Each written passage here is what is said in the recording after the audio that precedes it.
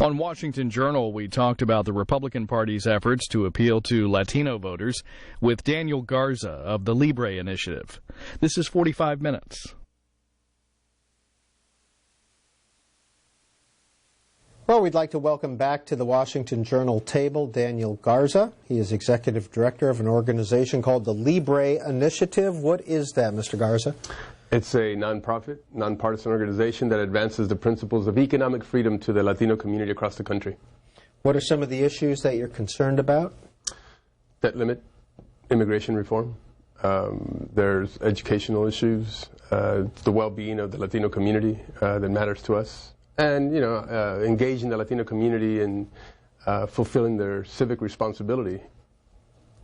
How is immigration reform an economic issue?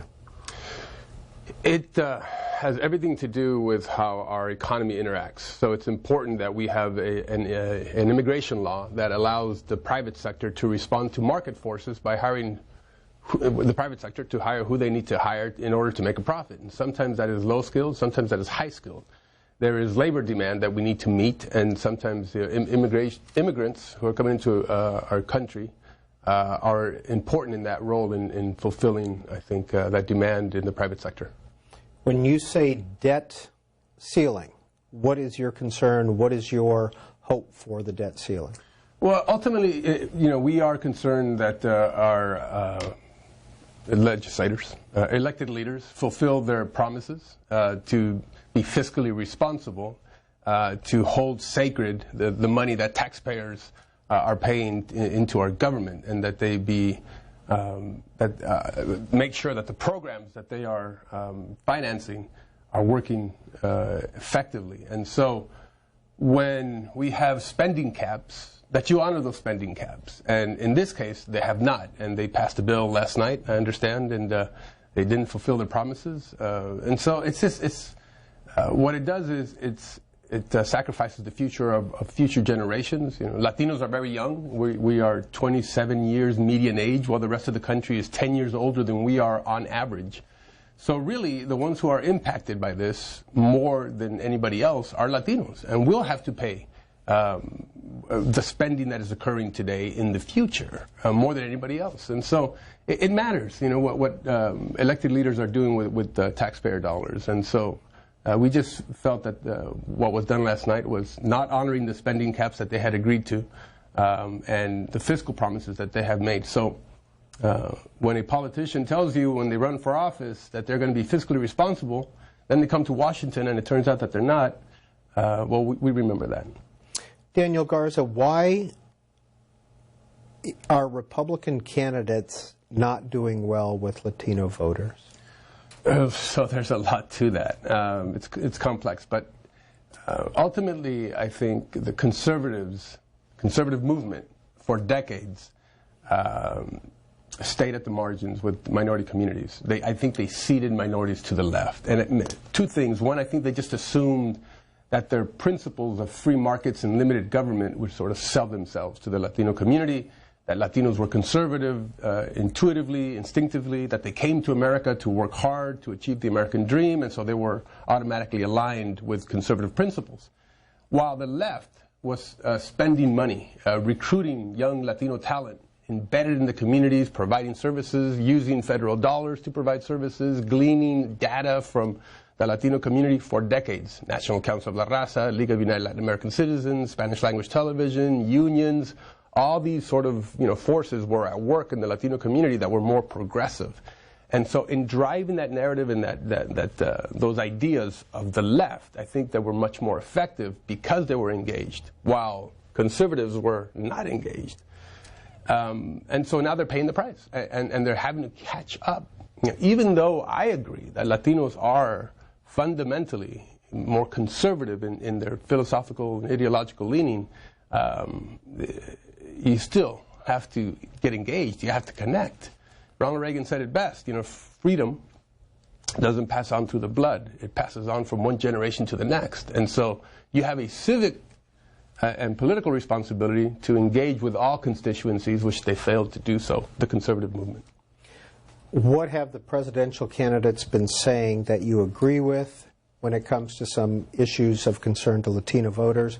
What are some of the positions that have turned off Latino voters? Well, contrary to popular belief, all issues are Latino issues. It is just not the issue of immigration. And obviously on the issue of immigration, there's a diverse field of thought when it comes to that on the Republican conservative side. And they're much more unified on the left Democrat side, if I will. So it's easier for one to know the position of one side or the other. Well, I should say on the left than it is on the right. And so it complicates things when it comes to immigration with Latinos, to say the least. But on poll after poll, we know that jobs, the economy, is number one in ranking of concern for the Latino community. We're concerned about our kids graduating from college and there are no job opportunities. We're concerned about the real low labor participation rate right now in the country, which is at 62%. That matters to us. We just did a study at the Libre initiative that shows that during this time, from 2009, more Latinos have been part-time than any other social group in America. And so if we're at 8% part-time, while the rest of the country is at 4%, Obamacare is impacting us. Frank Dodd is impacting us. More regulation, more taxation. As government grows in its power and centralizes more capital here in D.C. and Wall Street, those impacted our minority communities. As government is imposing more, or threatening to impose minimum wage tax hikes, almost double the cost. Right now, blacks and Latino youth are in double digits when it comes to unemployment, and they want to double the cost to hire them. This matters to us, because it's bringing a lot of Latinos to their knees, economically speaking. So that matters to us, on what the candidates are saying. Education, of course, is also ranks very high. Obviously, a formal education is going to position you in the marketplace. And a quality education is going to be critical. So school choice issues are going to matter to us as well, that parents are empowered to choose the education for their children. If their schools are failing in the public school, that they have an option to pull their kids out and get them back on track and get them a proper education. College tuition is going to be very important as well, and those tax hikes and what a candidate is saying about how we can begin to restrain a little bit of the high cost of college and an education. And healthcare is also a very important issue to us. And, of course, the issue of immigration. How long has the Libre initiative been around? We launched in June of 2011. We are now at 65 full-time staff with about 30 contracted workers in 9 states where we're operating. And it's a Koch brothers funded initiative, is that correct? Well, Charles and David Koch, I understand, contribute to Freedom Partners. And we have received contributions from Freedom Partners. So I guess that's the connection. Daniel Garza is our guest. Libre initiative, Libre meaning freedom? Freedom, free markets, free people, free nation, yes. Numbers are up on the screen, divided by our usual political affiliations, Republican, Democrat, and Independent.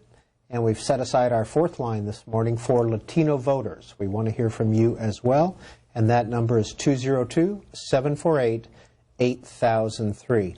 Marco Rubio, at the debate, on CNBC the other night. Want to get your response to what he had to say here. We also need to talk about the legal immigration system for permanent residency. Today we have a legal immigration system for permanent residency that is largely based on whether or not you have a relative living here. And that's the way my parents came legally in 1956. But in 2015 we have a very different economy. Our legal immigration system from now on has to be merit-based. It has to be based on what skills you have, what you can contribute economically, and most important of all, on whether or not you're coming here to become an American. Daniel Garza. So I agree in most part with what he is saying. Throughout our history, there's an estimation that there have been 200 million immigrants that have come to America. Waves and waves of poor immigrants have come to America with a lot of skills, a lot of talent, and I think a lot of desire to achieve the American dream. Those waves of poor immigrants have made our nation richer, stronger, because our economic system allows anybody with nothing to achieve anything. We have been a prosperous nation because of the wealth of labor, because an immigration system has allowed us to accommodate for those waves of poor immigrants. So I don't fear waves of poor immigrants, even to this day. What I fear is an economic system that would hinder those waves of poor immigrants to create new wealth. And so what Marco Rubio is talking about is that we need a system, again, that allows our private sector to respond to market forces. And hiring those people who have either low skill or high skill. And that means student visas. That means absorbing the dreamers that are here. The 1986 Immigration Act, IRCA, passed by Ronald Reagan, only absorbed the 3 million that at the time had been here without authorization. But it didn't accommodate for future flows of immigrants. And so that's where the system is broken. That's why we've almost forced people to come in illegally. And so what we need is to fix that component and decriminalize a very rational activity of our private sector hiring who they need to hire and somebody selling their labor so that they can improve their lives and seek opportunity. At the same time, we do need to, of course, guard our borders, and we need to secure our borders. We are a sovereign nation, after all, and there are a lot of people who want to do us bad. But those are the exception when it comes to the immigrant community, and so we're hopeful that folks can prevail, come to the middle, and reach consensus and show some leadership on this issue. Let's take some calls. Daniel Garza is our guest, and Jesus is calling in from Bedford, Maine. Hi, Jesus. Hi. My question is for Mr. Garza. Sorry about that. We're going to move on to Don in Vallejo, California, Democrat. Don, you're on the Washington Journal. Please go ahead. Yes. Hey, Mr. Thanks for C-SPAN, number one. Okay, but I'm looking at this guy, Garza. You're supposed to be representing the Mexicans, so-called Mexicans here in America, but aren't you part of the Spanish conquest? Aren't you one of the ones who took the Taino Indians and turned them into Mexicans and taught them how to speak Spanish and put them in slavery? And, how can you represent the Mexicans when you're not even a Mexican? You're a white man. Okay, Latino. That's not Mexican. That's a white man. Okay. Got the point, Don. Thank you. Any response to that, Mr. Garza? Well, I think if we're going to indict this generation for the sins of the past generations, I think we're all in trouble. All we can do is, reflect on who we are as individuals, as a society today, make life better for ourselves, try to advance freedom. Try to make sure that we have a nation where we can safeguard the notion that there is equal opportunity and that we can all prosper and thrive, no matter who you are. And that's the promise and the proposition of America, and I want to be a part of that. But having said that, look, I think it's important that the different diverse voices, diversity of thought, even within our cultural diversity, that we be given a platform, to voice our concerns about the direction of this country, because we're impacted, by the decisions that are being made here in Washington, D.C. and in our state capitals. So I would encourage, anybody, whether you're of Mexican descent or Cuban American or Puerto Rican, to be involved in our political process and our election process, and to help stir the direction of this country. I think everybody matters, every voice matters, and we have to honor the diversity of thought.